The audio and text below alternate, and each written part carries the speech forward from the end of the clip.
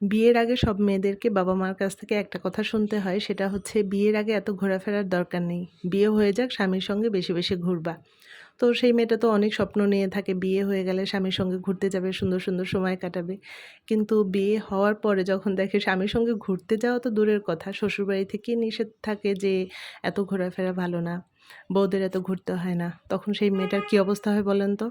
আমার কাছে তো এই কথাটা চিন্তা করলেই অনেক কষ্ট লাগে। আমাদের চারপাশে এমন অনেক সংসার আছে যেখানে সম্পর্কের মাঝে কোনো প্রাণ নেই। কথার চেয়ে বেশি থাকে বিরক্ত। বোঝার বদলে একজন আরেকজনকে দোষারোপ করতেই থাকে।